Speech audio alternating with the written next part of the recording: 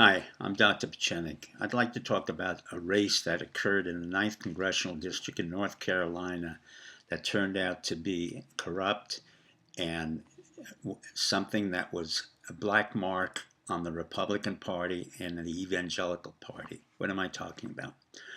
Mark Harris was running against a friend of mine whom I've known, Dan McCreedy. Mark Harris is a Baptist preacher. He went to Appalachia College.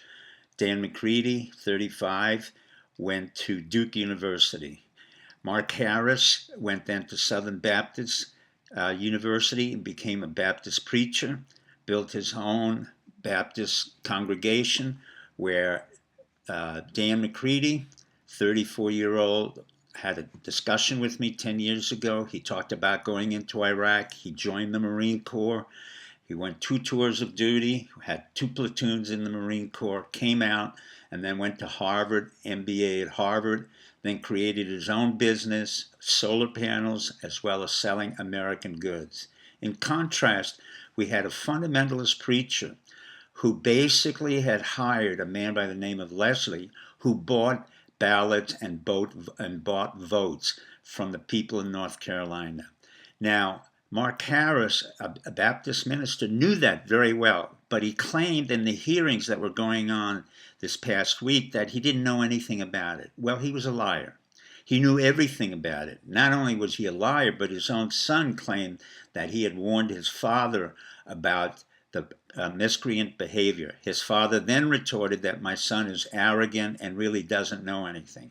The point of fact is we know a lot about Mark Harris. I know about Mark Harris because I've been dealing with the evangelical right for over 30 to 40 years, starting with Pat Robertson, going on with Jerry Falwell, and coming out of the Conservative Party, I began to know quite a few of the evangelical ministers and fundamentalist Baptists in the areas that I live here in the South. Many of them have the same dynamics as Mark Harris. Number one, they are Jesus-oriented. Number two, they are not Jesus-oriented in terms of their good deeds. They're Jesus-oriented in terms of the rationalizations that they make, even though their behavior may be corrupt, hypocritical, and totally opposite from the dictates of Christianity. So hypocrisy becomes one of their elements of dynamic. Corruption becomes another element of their dynamic. And basically what we call them is malignant narcissists. What they want is the support of people based on the fact that they're preaching on behalf of God or Jesus, none of which is correct.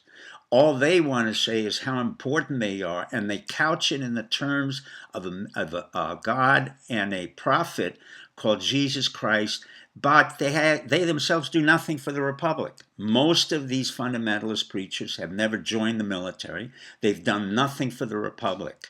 Let me tell you about a character that I know named Elmer Gantry. Sinclair Lewis talked about this hypocrite, this liar, and this corrupt individual.